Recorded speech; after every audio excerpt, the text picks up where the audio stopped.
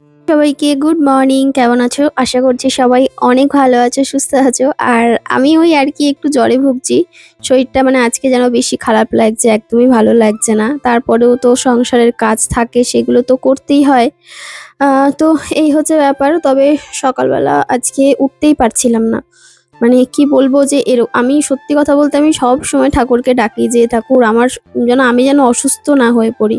কারণ এবার দেখো, ঠাকুরকে সবসময় তো দোষ দিলে হবে না। কারণ উম এগুলো হয়, শরীর থাকলে খারাপ হবে, কিছু করার নেই। কিন্তু কেন বললাম এই কথাটা সেটা হচ্ছে, ও ওই যে উজ্জ্বলের একটু কষ্ট হয়।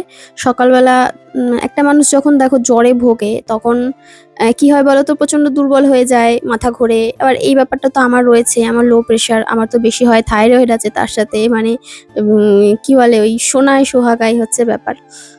তো এরকম ব্যাপার সকালবেলা না, সত্যি কথা বলতে ভীষণ পরিমাণে সকালে যখন মানে উজ্জ্বল বলছিল, "ওঠো কণিকা, ওঠো কণিকা।" আমি বলছি, "উজ্জ্বল আমি পারছি না।" মানে এত কান্না পাচ্ছে, এত কষ্ট হচ্ছে।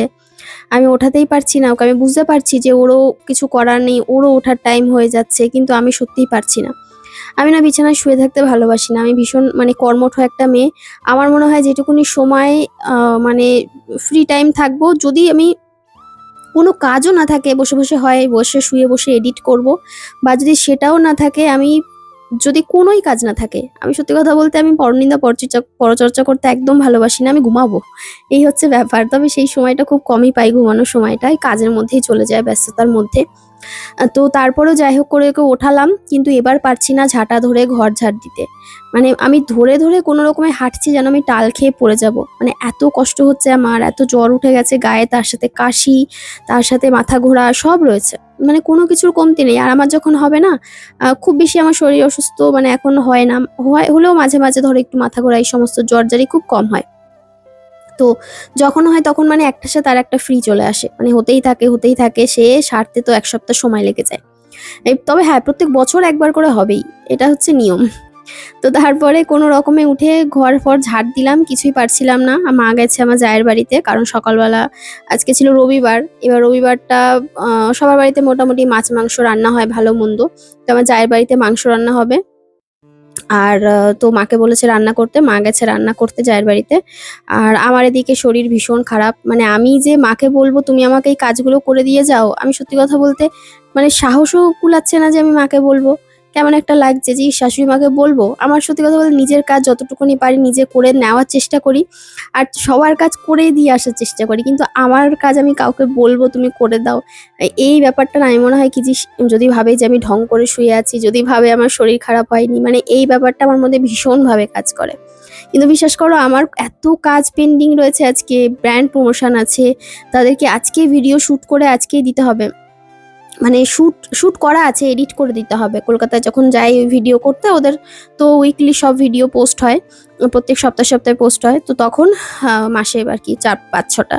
তো তখন আরকি ওই ভিডিও আমাকে এডিট করে দিতেই হবে। তো আজকে লাস্ট ডেট, আজকে এই সপ্তাহটা দিতেই হবে। এইটা হয়ে গেলে আরকি হয়ে যায়, এই মাসেরটা। তো আমি এত টেনশনে আছি, আমি কি করব বুঝে উঠতে পারছি না। লাস্ট পর্যন্ত তারপরে কোনো রকমে ঝাড়-টাড় দিয়েছি। আবার মাকেও ডাকতে পারছি না, "মা তুমি এসে আমাকে একটুখানি ঘরের কাজটা একটু করে দিয়ে যাও।" মানে পুরো টোটালি আজকে আমি ব্ল্যাংক হয়ে গেছিলাম। আমি যেন কোনো কিছুই পারছি না।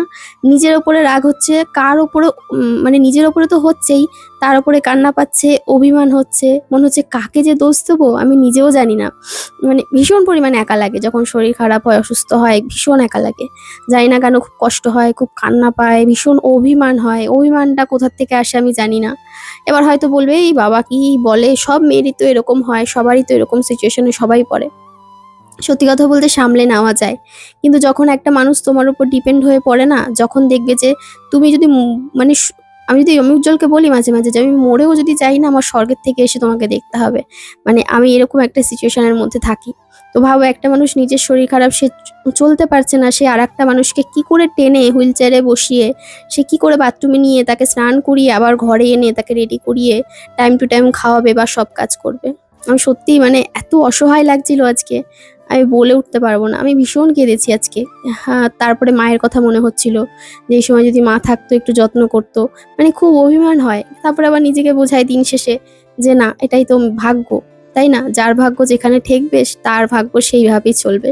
তবে এই নয় যে আমি খুব কষ্টে আছি, দুঃখে আছি। তবে এই যে এই দিনগুলো বিশেষ করে এই দিনগুলোয় না আমার খুব কষ্ট হয়, খুব রাগ হয়, খুব অভিমান হয়। যাকে চলো অভিমান করে কোনো লাভ নেই। আর আজকে আমি শ্যাম্পু করে নিয়েছি। এত মাথা ভার হয়ে গেছে, প্লাস মাথা টনটন করছে, মনে হচ্ছে মাথা ছিঁড়ে যাবে। তার উপরে মাথা ঘুরছে। আর স্নান করে নিয়েছি, ভালো করে শ্যাম্পু-ট্যাম্পু দিয়ে স্নান করেছি। মানে তোমাদের জ্বর হলে তোমরা শ্যাম্পু দিয়ে স্নান করো আমাকে জানিও তো, আমি কিন্তু করি। আর সত্যি কথা বলতে একটু হালকা লাগছে, মানে একটু সামান্য স্নান করার পর। তবে ওষুধ খেয়ে স্নান করতে গেছিলাম, প্যারাসিটামল তো খেতেই রয়েছি। ৫ ঘন্টা ৪ ঘন্টা ৬ ঘন্টা পর পর মোটামুটি, তাও আমি ৫ ঘন্টা ৪ ঘন্টা পর পর খেয়ে নিচ্ছি। কারণ এত কষ্ট হচ্ছে, জ্বর আসছে। তো ওষুধ খেয়েছি বলে একটু হয়তো এখন কমেছে। তো আজকে পুজো দেব, আর এখন এই স্নান সেরে নিয়েছি। তো মা এখন প্রায় ১:৩০ মতো বাজে, ১:৩০ প্রায় বাজতে গেল। আর ওদিকে আমি কিন্তু ভাত বসিয়ে দিয়েছি, কারণ ওই বাড়ি থেকে তো মাংস দেবে, ওরা খাবে। কিন্তু এবার আমি কি খাবো সেই জন্য আলু সেদ্ধ ভাত বসিয়েছি। আর ভাতটা সবার জন্যই বসিয়েছি, কারণ ভাত মাংস দেবে, এবার ভাত তো লাগবেই। তো আমার জন্য দেখলে আলু ভাতে দিলাম। আর কি দিয়ে খাবো তোমাদের দেখাবো, কারণ একটু ভীষণ ঝাল টক এগুলো খেতে ইচ্ছা হচ্ছে এই মুহূর্তে অন্তত। তো ঠাকুরঘর পরিষ্কার করে তারপরে আসলাম ছাদে আসলাম আমি ফুল নেব বলে। আর সবার কাছে সরি চেয়ে নিচ্ছি, কারণ আমার গলার ভয়েস ভীষণ খারাপ হয়ে যাচ্ছে, আমি জানি, বুঝতে পারছি, একটু ভাঙা ভাঙা। আর প্রচণ্ড কাশিও পাচ্ছে, তাও আমি কাশিটা আসছে আমি কোনো রকমে কষ্ট করে মানে ভ্লগে ভয়েস দিচ্ছি। মানে আমিই জানি আমি যে কতটা কষ্ট হচ্ছে আমার। মানে এখন ওয়েদার খারাপ, সবারই মোটামুটি এরকম হচ্ছে, কিছু করার নেই। ওই যে বললাম যে উজ্জ্বল ঠিক থাকলে হয়তো ২-৪টে রান্না করে চুপচাপ শুয়ে থাকা যায় বা টুকটাক করে কাজ করা যায়। কিন্তু যখন কেউ তোমার উপর ডিপেন্ড হয়ে পড়বে না, তখন শরীর খারাপ এই দিনগুলো কাটানো খুব কষ্টকর, জ্বর-জারি এই সমস্ত দিনগুলো।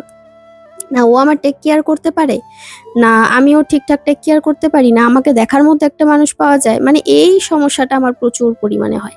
আর না নিজেকে দেখতে পারি। তো কি করে দেখবো? মনে হয় সারাক্ষণ শুয়েই থাকি, এই ব্যাপারটা হয়। আর এই দেখো বন্ধু, আমার গাছে কত ড্রাগন মানে আমাদের ছাদ বাগানে কত ড্রাগনের ফুল এসেছে। আর তার সাথে ড্রাগন ফলও কিন্তু বেশ কয়েকটা বড় হয়েছে। এখন এই বেশ কয়েক মাস চলবে এরকম, ৪-৫-৬ মাস তো হবেই। মানে বৃষ্টি বর্ষা যাবে, তারপরে শীত আসার মুহূর্তে তখন মোটামুটি আর কি ড্রাগন ফল হওয়া বন্ধ হবে। তো প্রচুর ফুল এসেছে, আশা করি হবে। আবার কয়েকটা তো ঝরে যাবে, সব থাকবে না। আর ঠাকুর পুজো দিতে এসে না ভাবলাম আজকে একটু মন দিয়ে সুন্দর করে পুজো দিই, দেখি যদি শরীরটা ঠিক হয়ে যায়। মন ভালো থাকলে না দেখবে সব ভালো লাগে। আর এখানে এই যে গাছ থেকে কয়েকটা জামরুল পেড়ে নিচ্ছি, কারণ জামরুলগুলো পড়ে যাচ্ছে। এবার আমার শাশুড়ি মা একে তাকে দেবে, সবাইকে আর কি ভাগযোগ করে দেবে। তো আমি বলেছিলাম যে না, আমাদেরকেও বারবার বলছে খাও, তাই বলছি না ঠাকুরকে দেবো তবেই আমি খাবো। তো আজকে এই যে এখনো বড় হতো, আর একটু বড় হতো, তবে না খুব মিষ্টি, একটু হালকা কসকস ব্যাপার আছে। কিন্তু বাজারের জামরুল যেরকম জল জল ব্যাপার থাকে, আমাদের গাছের জামরুলগুলো না খেতে খুব মিষ্টি। আহ, তো এই যে দেখো ফল টল কেটে দিচ্ছি। আর এদিকে এই যে দাদাবাড়ি থেকে একটা পেঁপে দিয়েছিল, তো এটা মা এনে দিয়েছিল, ওইটাই আর কি এখানে রেখেছি। পেঁপেটা পুরো কেটে তারপরে ঠাকুরকে দিয়ে দেবো। আর এখানে তরমুজ ছিল, তরমুজও দিয়ে দিচ্ছি। বেশ সুন্দর করে সাজিয়ে গুছিয়ে যতটুকুনি পারলাম মানে করে পুজোটা দেওয়ার ইচ্ছা ছিল আজকে, তো সেটাই আর কি করছি। তো চলো ফল কেটে নিই, ফল কেটে পুজো দিয়ে তারপরে তোমাদের সাথে পরে কথা বলছি।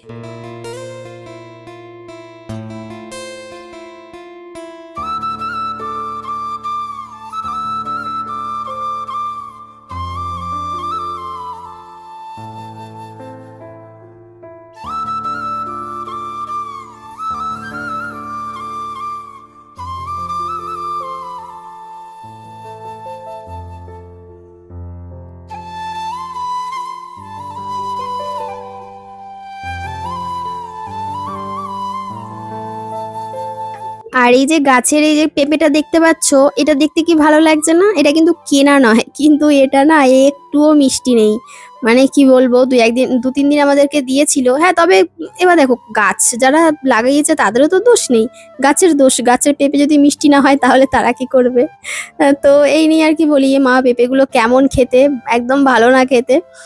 তো এমনি হ্যাঁ, গাছের পেঁপে যেহেতু সারটা দেওয়া নেই, খাওয়া ভালো, কিন্তু এক ফোঁটা মিষ্টি নেই। মানে পুরো একদম সেই জল জল টাইপের খেতে, হয় চিনি নয়তো নুন।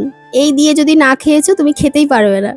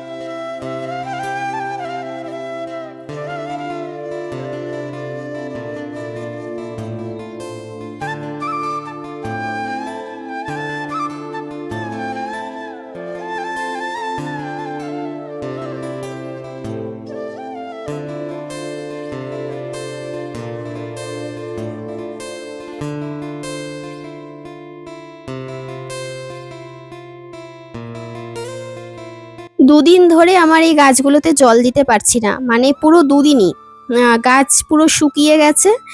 আর ওই সেই গাছগুলোতে আবার এখন জল দিয়ে দিচ্ছি। দু একটা গাছ তো মোটামুটি ধরো ৩-৪ দিন পরে জল দিলে হয়, কিন্তু যেগুলো আমার ফুল গাছগুলো রয়েছে, আরও কিছু কিছু গাছ রয়েছে, সেগুলোতে আমাকে ডেলি জল দিতেই হয়, মানে রেগুলার না দিলেও একদিন পর একদিন দিতেই হয়। এবার আমি না ডেলি দিতে পারি না, কারণ আমার সময় হয়ে ওঠে না।